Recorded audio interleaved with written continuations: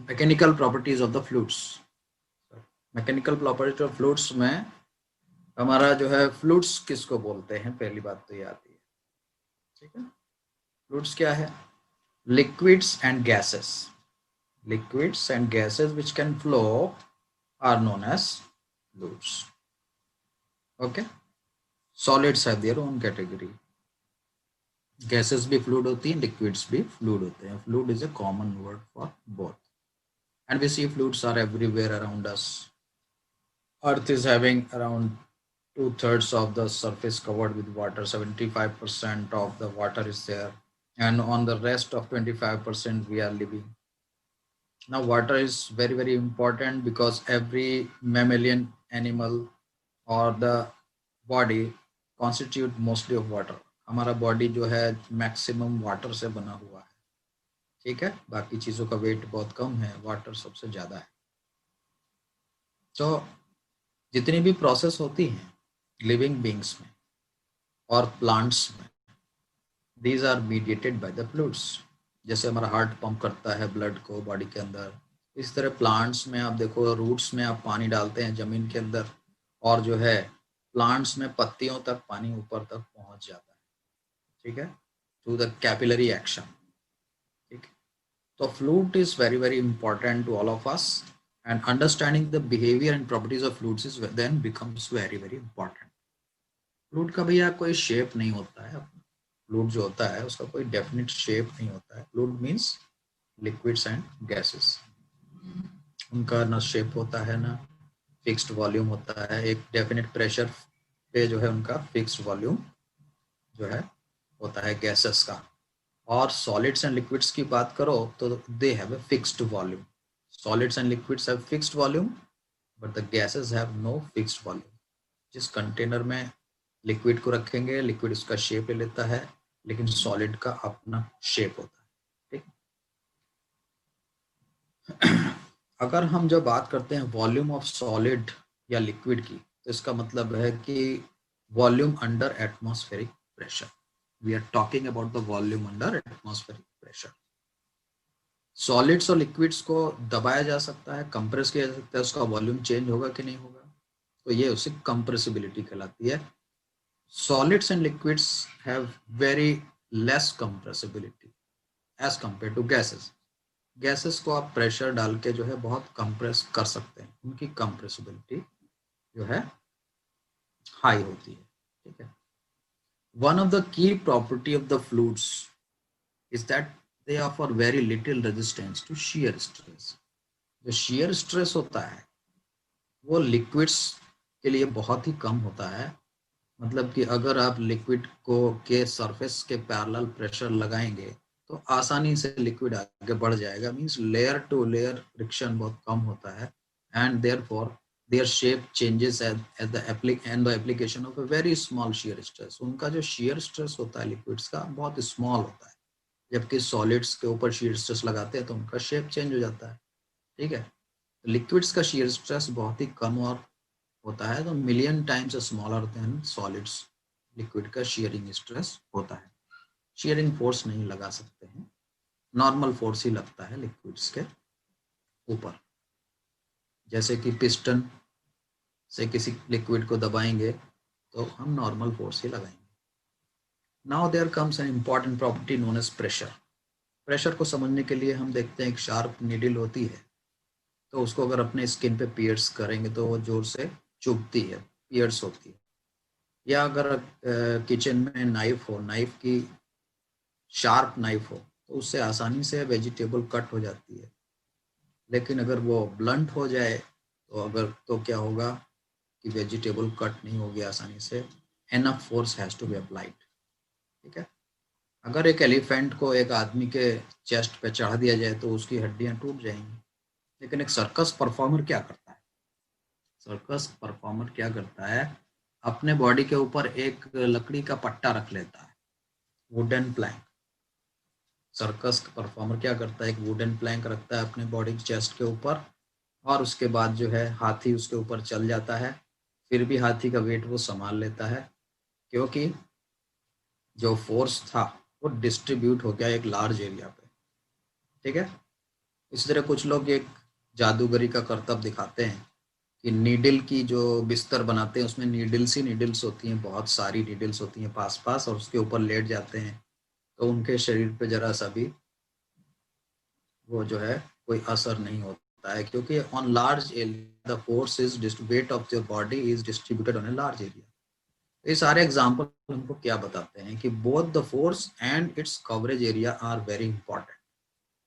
Smaller the area on which the force acts, जितना छोटा area होगा फोर्स जहाँ पे लग रहा है, ग्रेटर इज द इम्पैक्ट, उसका इम्पैक्ट उतना ही ज़्यादा होगा। एरिया कम होगा तो इम्पैक्ट ऑफ द फोर्स ज़्यादा होगा। ठीक है, आप देखो कि रेगिस्तान में जो है अगर ऊंट चलता है तो आसानी से चल लेता है, क्योंकि उसके पैर जो होते हैं बहुत चौड़े चौड़े होते हैं, एरिया बहुत बड़ा होता है उसके पैर का। लेकिन अगर घोड़ा चलेगा रेगिस्तान में तो जो है उसके जो पैर है उसके अंदर फंस जाते हैं। ठीक है, इसी तरह when a body submerged in a fluid at rest, किसी बॉडी को अगर हम किसी फ्लूइड में जो कि रेस्ट पे है, फ्लूइड इज नॉट मूविंग, ठीक है, फ्लूइड इज नॉट फ्लोइंग, उस बॉडी को अगर हम सबमर्ज करते हैं तो फ्लूइड जो है उसके सरफेस पे फोर्स एक्सर्ट करता है। ये फोर्स हमेशा नॉर्मल होता है ऑब्जेक्ट के सरफेस के।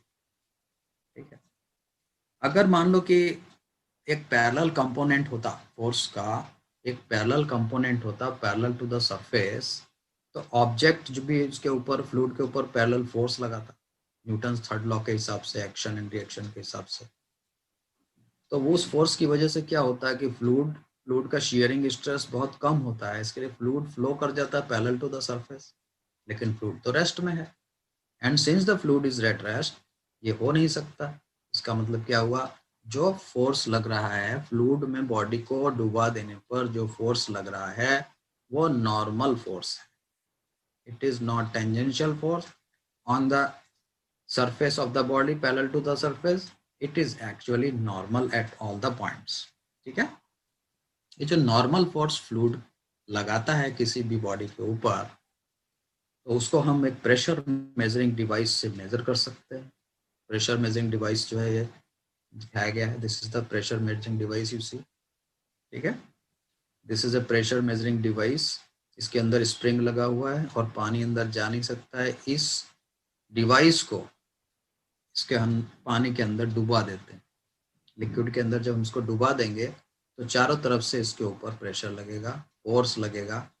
तो ये देखो ऊपर साइड से फोर्स लग रहा है, तो ये पिस्टन अंदर जाएगा and spring will be applying a force in the opposite direction which can be measured. Spring कितना फोर्स लगा रही है अपोजिट डायरेक्शन में कंप्रेस होने के बाद, तो ये हम मेजर कर सकते हैं और उसके हिसाब से हमारा पता चल जाएगा कि फोर्स उस जगह पे कितना है, जिस जगह पे लिक्विड में ये इंस्ट्रूमेंट रखा हुआ है उस जगह फोर्स, उस जगह प्रेशर कितना है। तो एवरेज प्रेशर जो होता है that is defined as the normal force acting per unit area. ये 8th एंड 9th क्लास में आपने फॉर्मूला पढ़ा होगा, pressure average is equal to force upon area, right. Area को हम बहुत छोटा कर सकते हैं, तो प्रेशर आइडियली कैसे डिफाइन होगा, in a limiting sense pressure will be defined as limit delta A tending to zero F upon area tending to zero. बहुत कम एरिया पे कितना फोर्स लग रहा है वो होता है प्रेशर। प्रेशर एक स्केलर क्वांटिटी होती है भाई, स्केलर क्वांटिटी मतलब वेक्टर नहीं होता है, ये स्केलर क्वांटिटी होती है। ठीक है, एंड इसके डायमेंशन क्या होते हैं, ml-1 t-2 आप कैलकुलेट कर सकते हैं।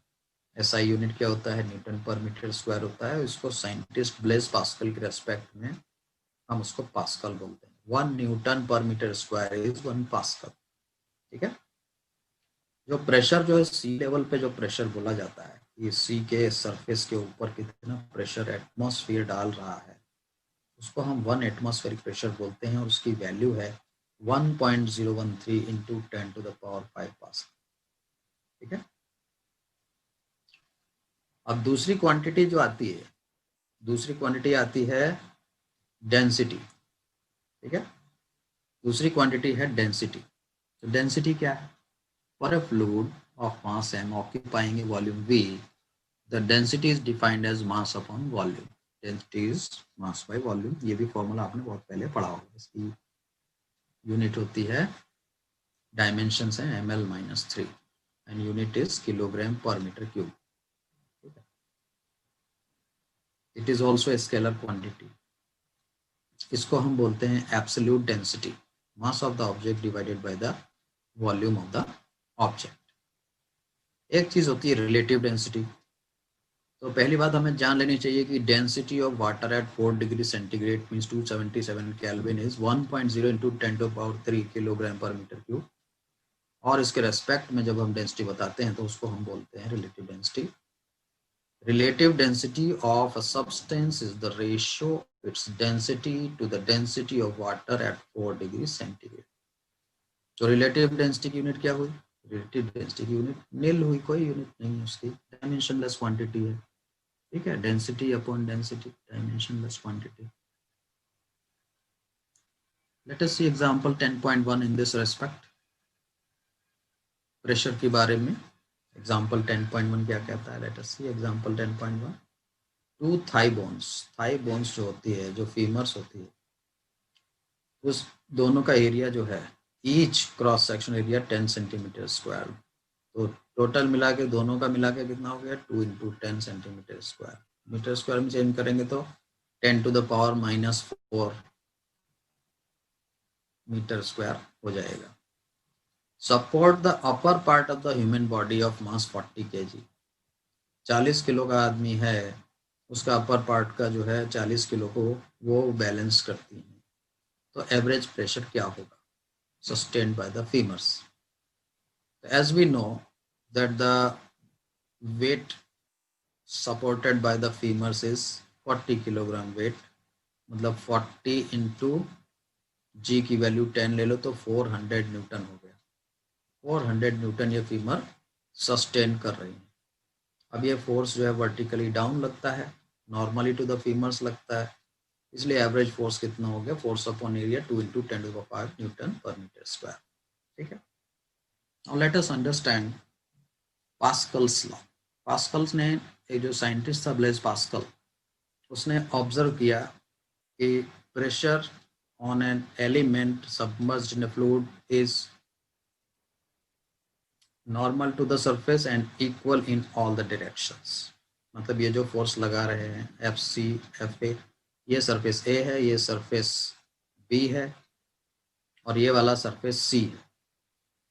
मतलब जहाँ एफ ए फोर्स लगा है वो ए सरफेस बोलेंगे, और जहाँ एफ बी फोर्स लग रहा है नॉर्मल, इसको बी सरफेस बोलेंगे, और जो लेफ्ट वाला सरफेस है इसका नाम देंगे सी सरफेस. ठीक है. इसके हिसाब से नीचे वाला एरिया ए बोलेंगे, ये ए एरिया है. ठीक है. ए ए ए बोलेंगे, मतलब कैपिटल ए. इस तरह से लिखा जाएगा इसको, एरिया को देखिए इस तरह से लिखा जाएगा, ए बी ए सी ए ए लिखा हुआ है, तो ऐसे बोला जाएगा. तो नीचे वाले सरफेस का एरिया है ए, इधर वाले का है बी, और लेफ्ट वाले का एरिया है ए सी. ए बी एंड ए सी. अब ये जो फोर्स एफ बी है ये नॉर्मल है. ठीक है. तो ये जरा ट्राइंगल देख लो, इसको मैं नॉर्मल को आगे बढ़ाया यहाँ तक, और यहाँ से परपेंडिकुलर ड्रॉप किया. तो ये ट्राइंगल आप देखिए, ये जो ट्राइंगल है दिख रहा है आपको, इस ट्राइंगल में दिस एंगल इज थीटा. ये ट्राइंगल देखिए छोटा वाला, तो ये ट्राइंगल में एंगल थीटा है और ये 90 डिग्री है, तो ये 90 माइनस थीटा हो गया. Now you see the bigger triangle. ये जो बड़ा वाला ट्राइंगल है इसको देखेंगे तो ये वाला एंगल 90 डिग्री है और ये 90 माइनस थीटा है, तो ये वाला एंगल कितना हुआ भैया? थीटा हो गया. तो इस फोर्स एफ बी के दो कंपोनेंट, एक इधर जाएगा और एक नीचे बॉटम साइड में जाएगा. तो जो लेफ्ट साइड में जाने वाला कंपोनेंट है वो क्या हो गया? F B sine theta. ठीक है. ये जो प्रिज्मेटिक एलिमेंट है, ये प्रिज्मेटिक एलिमेंट वाटर का ही एलिमेंट है. ठीक है. कोई अलग से बॉडी नहीं है, वाटर का ही एलिमेंट है प्रिज्मेटिक एलिमेंट, और इस पे हम फोर्स कंसीडर कर रहे हैं. तो F B sine theta force is acting in this side and F C is acting opposite side. तो इस डायरेक्शन में, एक्स डायरेक्शन में लगने वाला और कोई फोर्स नहीं है इस प्रिज्म के ऊपर, and the prism is not going horizontally left to right. वो उसका वाटर का जो एलिमेंट है प्रिज्मेटिक वो वहीं का वहीं है. इसका मतलब F B sine theta is equal to F C. Right. इसी तरीके से F B cos theta component इधर आएगा, ये थीटा एंगल है तो कॉस थीटा होगा ना, तो F B cos theta component downward and F A is upwards. ये दोनों एक दूसरे को बैलेंस करेंगे because the fluid element is not going up और डाउन, ये दोनों बैलेंस करेंगे, तो F B cos theta is equal to F A. ये दो रिलेशन हो गए, you just see two relations are written here. F B sine theta जो है कितना हो गया भैया, एफ बी साइन थीटा हो गया एफ सी के बराबर, और एफ बी कॉस थीटा हो गया एफ ए के बराबर, राइट। अब जो है एरिया को देख लेते हैं। ये ट्राइंगल देखिए ए बी सी ट्राइंगल में जो रिलेशन हमारा होगा वही इन एरियाज में होगा। ये एरिया बी वाला एरिया, नीचे ए वाला एरिया, और लेफ्ट में सी वाला एरिया, इनमें भी यही रिलेशन होगा जो इस ट्राइंगल ए बी सी की साइड में होगा। ठीक है, तो इस एरिया का, ये जो एरिया दिखाया जा रहा है बी साइड में, इसका जो प्रोजेक्शन आएगा बॉटम के ऊपर वो क्या आएगा, वो आएगा F B cos theta, because this angle is theta. तो इस एरिया का प्रोजेक्शन जो है बॉटम पे आएगा कितना, ए बी कॉस थीटा। तो ए बी कॉस थीटा किसके बराबर हो गया, ए के बराबर हो गया, A B cos theta is equal to A हो गया। और यहाँ पे क्या होगा, ए बी का प्रोजेक्शन इधर साइड में जो आएगा वो होगा ए बी साइन थीटा। तो ए बी साइन थीटा किसके बराबर हो गया, वो ए सी के बराबर हो गया। ठीक है, ये दो रिलेशन हमारे पास हो रहा है। देखिए ये लिखे हुए हैं, ए बी साइन थीटा जो है एरियाज में रिलेशन प्रोजेक्शन फॉर्मूले से ए बी साइन थीटा ए सी के बराबर हो गया, और ए बी कॉस थीटा ए के बराबर हो गया। ठीक है, अब इन दोनों को डिवाइड कर दीजिए, तो F B upon A B sine theta cancel, F C upon A C हो गया, बराबर है। यहाँ देखिए F B upon A B cos theta cancels out, F A upon A हो गया। तो इसका मतलब F B upon A B जो है इसके भी बराबर है, इसके भी बराबर है, therefore we have F B upon A B is equal to F C upon A C is equal to F A upon F A, and F upon A factor is known as the pressure. तो pressure at the surface B is equal to pressure at the surface C is equal to pressure at the surface A। इसका मतलब है pressure exerted is same in all the directions in a fluid at rest। ध्यान देने वाली बात है कि fluid rest में होना चाहिए। When the fluid is at rest and we are considering forces and other things on the fluid at rest, then that is called the fluid statics। When the fluid is moving, we will be studying in the next part of this lecture fluid dynamics। So we are here with the fluid statics। When the pressure is exerted in pressure exerted जो भी है वो same है in all the directions in a fluid at rest, ठीक है, not in motion।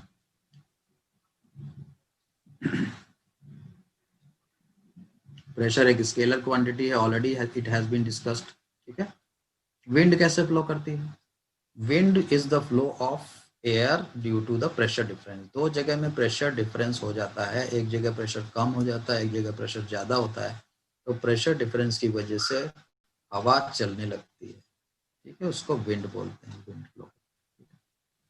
Now let us see the variation of the pressure with the depth. Depth के साथ में प्रेशर कैसे वेरी करता है, यू विल सी दैट। इसके लिए क्या करना पड़ेगा, consider a cylindrical element of the fluid whose area is capital A and height is h। Fluid rest में है इसलिए हॉरिजॉन्टल फोर्सेस उसके ऊपर जीरो। वो जो फ्लूइड है रेस्ट में है, तो वो जो एलिमेंट हम कंसीडर कर रहे हैं सिलिंड्रिकल एलिमेंट, तो horizontal forces should be zero and resultant vertical forces should balance the weight of the element. उस एलिमेंट का खुद का सेल्फ वेट भी होगा ना, लिक्विड का जो एलिमेंट हमने कंसीडर किया है उसका सेल्फ वेट भी होगा। ठीक है, तो ये फिगर जो है यहाँ पे बनाया गया है, इस फिगर को हम देख लेते हैं। ये देखिए एलिमेंट लिया, सिलिंड्रिकल एलिमेंट लिया, तो यहाँ पे P1 प्रेशर और यहाँ पे P2 प्रेशर है। मैं इसको लिख देता हूँ यहाँ पे। तो प्रेशर यहाँ पे जो है P1 है और यहाँ पे है P2।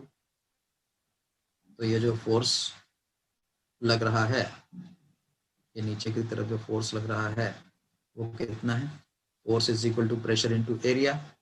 तो एरिया है ए, तो P1 इंटू ए, ये फोर्स लग रहा है। यहाँ पे फोर्स कितना लग रहा है भैया? यहाँ पे फोर्स लग रहा है P2 इंटू ए, ठीक है, और वेट नीचे की तरफ हिट कर रहा है। तो इस एलिमेंट के ऊपर 3 फोर्सेस लगे हैं, F1 नीचे लगा है, mg नीचे लगा है और F2 ऊपर लगा है। इसका मतलब ये F2 जो है इन दोनों को बैलेंस कर रहा है। F2 is equal to mg plus F1। इसका मतलब है F2 माइनस F1 जो है दैट इज बैलेंसिंग mg, ठीक है। फोर्स का बैलेंसिंग कर दिया हमने वर्टिकल डायरेक्शन में, because the liquid element is not going up और डाउन, ठीक है। तो force on two F2 minus F1 is equal to mg। F2 है P2 है और F1 है P1 है, a टेकन कॉमन, तो P2 minus P1 is equal to a times mg। Now mass can be written as density into volume. Mass can be written as density into volume, and volume of the cylinder is area of the base into height, A into H. तो rho into H into A is mass, और यहाँ पे हम इसको रख देंगे तो दोनों साइड से A and A कैंसिल हो जाएगा। This A and this A will be cancelled out and we will get P1 P2 minus P1 is equal to कितना भैया? P2 minus P1 जो हो जाएगा rho GH के बराबर हो जाएगा, ठीक है। तो अगर जो है ये वाला P2 minus P1 is equal to rho GH यहाँ पे हो गया, ठीक है। P2 minus P1 rho GH इस एलिमेंट के लिए हो गया, तो हम इस एलिमेंट को ना लेके इस पूरे कंटेनर को अगर ले लेते हैं, ठीक है, तो यहाँ पे कितना प्रेशर लग रहा है? कंटेनर के अपर सरफेस पे कितना प्रेशर लग रहा है बताइए? इसको बोलते हैं एटमॉस्फेरिक प्रेशर, ठीक है। तो ये लार्ज सिलिंड्रिकल एलिमेंट है सपोज करिए, तो अपर साइड पे प्रेशर है PA, मतलब P1 की जगह PA रख देंगे, ठीक है। और इसका जो हाइट है इसको अब मान लीजिए आप h है, ठीक है। तो यहाँ पे जो प्रेशर होगा, इस जगह पे जो प्रेशर है, इस जगह पे जो प्रेशर है इसको हम P बोल देते हैं, मतलब pressure at the depth h, container में pressure at the depth h। तो ये फॉर्मूला क्या बन जाएगा? This formula will become P minus PA। इसको यहाँ पे लिख देता हूँ मैं, let me show the figure. तो फॉर्मूला क्या बन गया भैया? P minus PA is equal to rho GH, ये फॉर्मूला बन गया, ठीक है। अगर हम बॉटम पे प्रेशर की बात करें तो total pressure at the bottom, तो PA इधर साइड में चला जाएगा, तो मतलब total pressure at the bottom है H कॉलम, H हाइट के कॉलम की वजह से प्रेशर यहाँ पे, और PA एडिशनल, तो PA प्लस रो GH कहलाता है एब्सोल्यूट प्रेशर। तो P क्या कहलाता है भैया?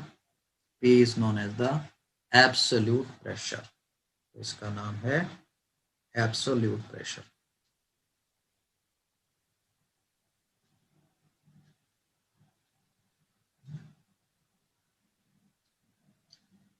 अब गेज प्रेशर क्या होता है? तो P minus PA is equal to rho GH, जो प्रेशर आया P माइनस PA, इसको हम डेप्थ H पे क्या बोलते हैं? गेज प्रेशर बोलते हैं, gauge pressure at that point, ठीक है। अब इसमें ध्यान देने वाली बात है कि इस फॉर्मूले में एरिया नहीं आ रहा है, इस फॉर्मूले में एरिया नहीं आ रहा है। इसका मतलब है कि height of the fluid column is important and not the cross sectional area और द बेस एरिया और the shape of the container. Area कहीं नहीं आ रहा है इसमें। तो pressure is same at all the points at the same horizontal level, ठीक है। किसी नदी में किसी पर्टिकुलर गहराई की बात करेंगे तो नदी का एरिया तो आएगा नहीं, ऊपर का नीचे का एरिया नहीं आएगा, तो प्रेशर किस पे डिपेंड करेगा? हाइट पे डिपेंड करेगा, रो GH पे डिपेंड करेगा। इसका मतलब है नदी के सरफेस से H हाइट पे जितने भी पॉइंट्स होंगे सबका प्रेशर सेम होगा, इसीलिए कहा जा रहा है pressure is same at all the points at the same horizontal level, ठीक है। इसकी वजह से हाइड्रोस्टैटिक पैराडॉक्स भी होता है। पैराडॉक्स क्या होता है? पैराडॉक्स वो होता है कि हमको लगता तो कुछ और है लेकिन एक्चुअल में ऐसा नहीं है, उसको पैराडॉक्स बोलते हैं। तो हाइड्रोस्टैटिक पैराडॉक्स क्या है? हाइड्रोस्टैटिक पैराडॉक्स को समझने के लिए हम यहाँ पे एक कंटेनर ले लेते हैं। देखिए कंटेनर लिया हुआ है यहाँ पे। ये कंटेनर कैसा बना है आपको दिख रहा है। ये जो है कांच का कंटेनर है और इसमें जो है ये जो पतली सी ट्यूब दिखाई है और ये एक वी शेप का कंटेनर है। ये नीचे खुला हुआ है और ये जो है इस तरह का इन्वर्टेड वी शेप का कंटेनर है। ये खुला हुआ है, यहाँ पे भी खुला हुआ है देखिए। तो अभी आपको मालूम होना चाहिए कि जब इसके अंदर लिक्विड डाला जाएगा तो सेम लेवल पकड़ता है लिक्विड, ठीक है, सेम लेवल पे जाएगा, इसलिए ये लेवल सेम दिखाया गया है। अब ये बताइए कि यहाँ पे कितना प्रेशर लग रहा है। यहाँ पे लग रहा है PA। यहाँ पे कितना प्रेशर लग रहा है PA। यहाँ पे कितना प्रेशर, ओपन टू एटमॉस्फेयर है, इसके लिए प्रेशर लग रहा है PA, right. Atmospheric pressure, atmospheric pressure, atmospheric pressure लग रहा है। नाउ जस्ट अपनी आंखों को जरा इधर लेके आइए। Late us see this point and let us see this point and let us see this point. Point number 1, point number 2 and point number 3। Point number 1, 2 and 3। तो अपने को देखने से लगता है कि पॉइंट नंबर 1 और पॉइंट नंबर 2 एंड 3 पे जो है प्रेशर्स अलग अलग होंगे। क्यों? क्योंकि इसके ऊपर ज़्यादा पानी है, इसके ऊपर तो बहुत ही ज़्यादा पानी है और इसके ऊपर तो बहुत कम पानी है। तो हमें लगता है कि प्रेशर्स डिफरेंस होंगे, लेकिन pressure is not different. Pressure at the point 1, 2 and 3 is same irrespective of the amount of the water in the container above। तो ये क्या हुआ? ये हाइड्रोस्टैटिक पैराडॉक्स हुआ।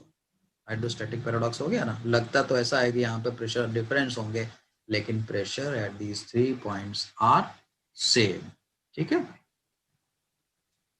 This is hydrostatic paradox. Let us see example 10.1 to understand a little bit about pressure।